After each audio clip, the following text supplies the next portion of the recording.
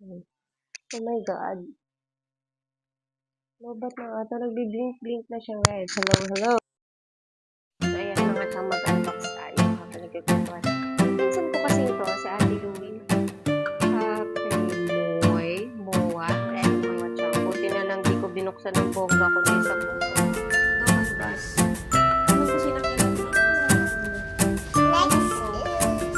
Ayan mga chang, tapos na po kaming mag-lunch ng mga chanaks. Tapos na rin yung online classes nila ate. So, tambay na tayo dito sa ating terasa. Mag-unboxing tayo, tapos kwentuhan mo para may magawa naman tayo.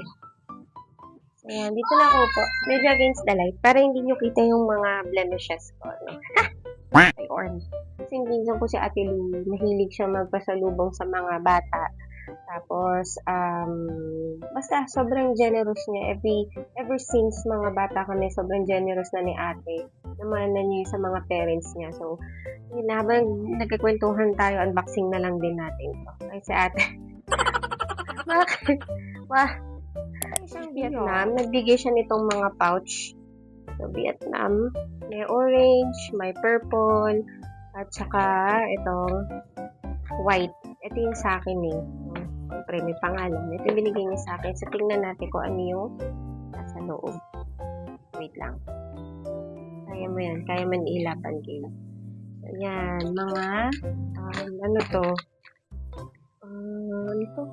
Kapemoy. Moa. Moy. Okay, salted coffee. Ano pa ba? Ano pang mga nasa loob? Salted coffee. Ayan, cappuccino. Ano pa ba? Fresh egg coffee. Ano yun?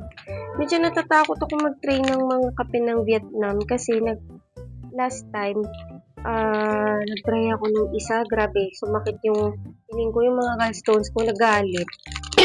Ayan, so cappuccino. Ito, try natin ito. Ayan, cappuccino. So, ayan. Hindi natin, wait. Next itong, classic tea selection. Ahmad Tea, London. Hindi ako tea person, pero umiinom ako ng tea. Hindi lang ako, like, everyday nagti-tea, no? Pero, try din natin to. Ito, ano to? Finest English Tea. So, I think loose siya. So, check natin. Wait lang. Loose nga siya, mga chang. Buti na lang di ko binuksan ng bongga, kundi sabog-sabog ko. So, I think pakukuluan lang natin to, then strain yun. Ang cute ng lagayan. Wait lang. Ang cute ng lagayan. Tapos ang amoy. Wait lang. Yung bango niya. Yung bango. Try natin to. May strainer naman yata tayo sa babae. Okay. Ang cute yun ng lagayan. Pag naubos to, paglalagyan natin to ng mga anik-anik. Pero for sure ako kukunin to ng isa sa mga bata. Okay, next. Next ito. Ano to? Cat Kids to. Uy, wait lang. Maganda to. Maganda.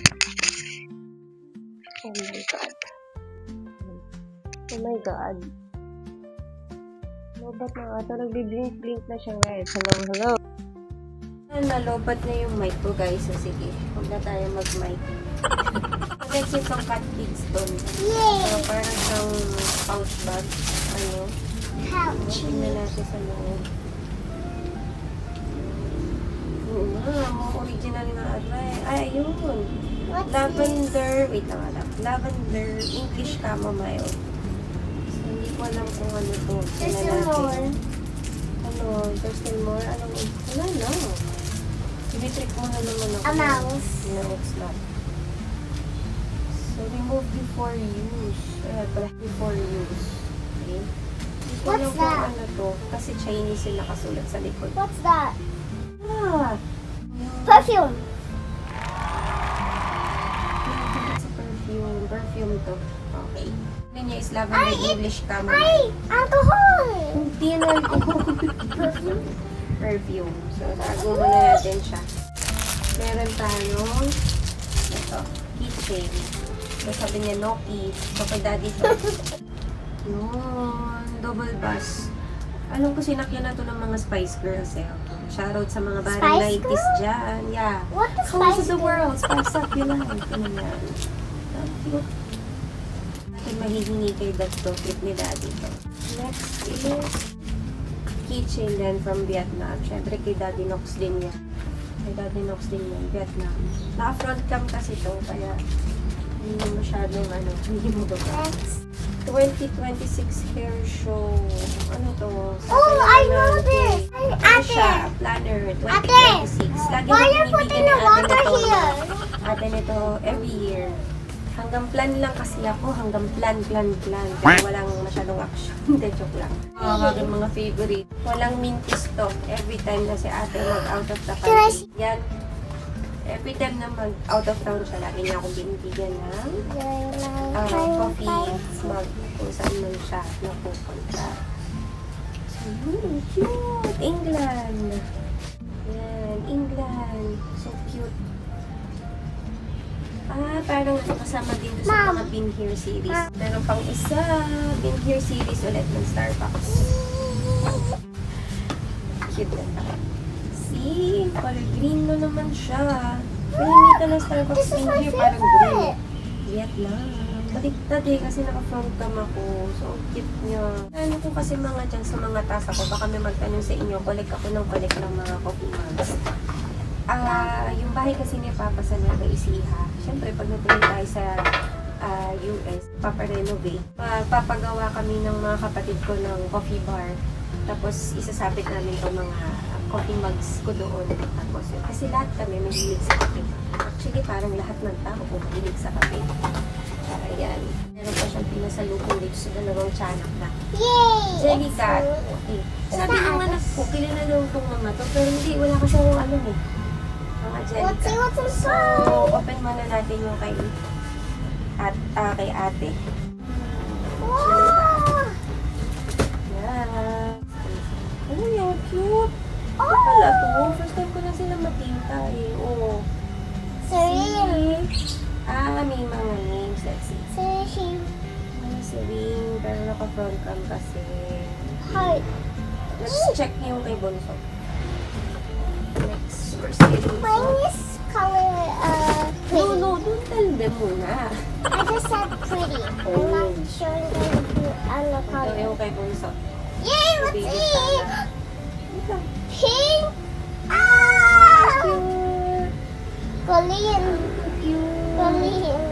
Oo. So, pina-customize ni ate. Ang cute nila. Oo. Hindi kaya talaga mamimix up. Sabi pa na ng panganay ko, kaya pala sabi na, dadalhin daw niya to sa US. Paano mo naman na parent na ang PD namin. Anyway. Ang cute.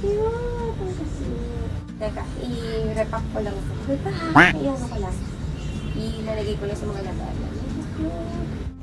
So, ayun pala mga tiyang, may kikwento pala ako sa inyo. Yung aking IELTS exam kasi, IELTS exam, yung IELTS ko, mag-expire na siya sa January 2026.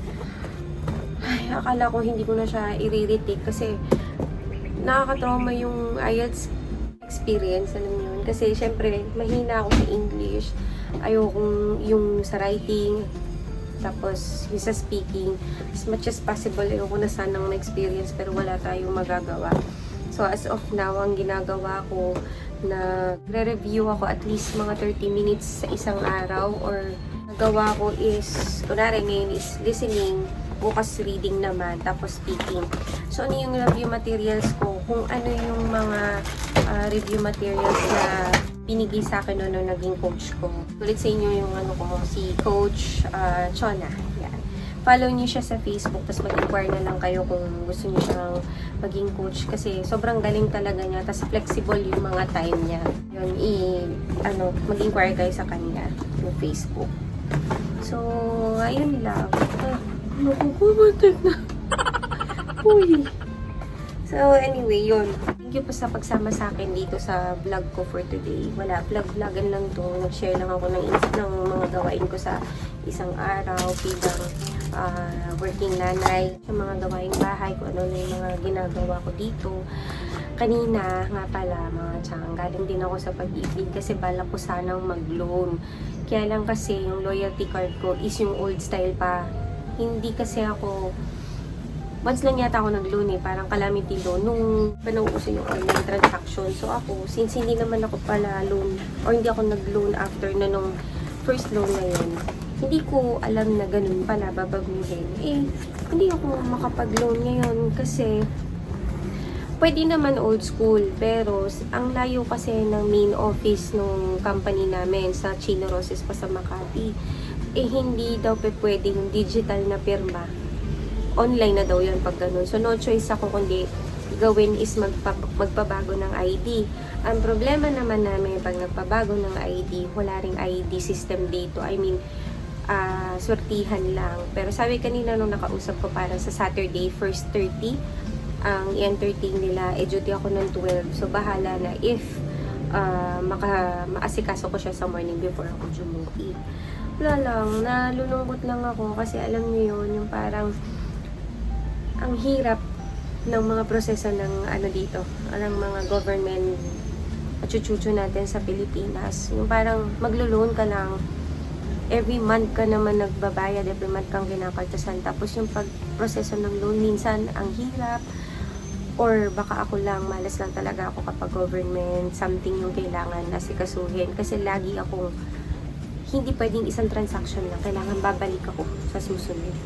So, buti na lang malapit-lapit yung Pag-ibig office sa amin. Pero kahit na nakamiss ng isang class yung bunso ko kanina sa Google Classroom kasi kinailangan ko tumakbo dun sa Pag-ibig tapos wala din naman nangyari. So, tapos sa lahat na nangyayari, sa mga sabi daw nakawan sa taxes, yung alam mo na sa politics, nakakadismaya talaga para sa ating mga mamamayang Pilipino. Pero wala man tayo magagawa Tamo, natakpan na ng mga lindol yung issues. Kasi sunod-sunod yung mga lindol, nawala na yung issue about to. So anyway, lalo kung mas napupush, na sana gumalang yun na lang Parang gusto mo na lang iwan lahat ng problema dito sa Pilipinas kasi napapagod ka na or nakukonsume ka na masyado. Kahit sabihin mong wala kang pakialam, as mamamayang Pilipino, hindi mo maiwasan, hindi maapektuhan. Anyway, dito ko na lang po tatapusin ang aking vlog for today. Salamat po sa pagtapos nitong vlog po kahit na sino ba naman ako sa inyo. Hindi, wala lang. Kasi nagbablog lang talaga ako, mga tiyang, dahil alam niyo yung parang nakakabawas siya ng stress ko sa paghihintay ng visa bulletin. Parang gusto ko na lang din i-share sa inyo yung mga nangyari kahit sino lang ako, nobody lang ako. Parang siguro maka-inspire kahit paano, no? Through my career, life stories, challenges, and so on and so forth. So, yun lang mga tiyang. Nga pala, itong mga pag-unboxing ko sorry, hindi to brag. Wala lang ako sigurong ma-include sa vlog ko for today. So, habang nagkikwento ako, nag-unboxing na lang din ako nung pasalubong ni Ate Louie, yung pinsan ko. So, yun lang mga tiyang. See you again on my next vlog. So, don't forget to, like, subscribe, and share. Paki-hit na rin yung red button for notification. So, red button, bell button, ano ba yun? Sige, bye mga tiyang!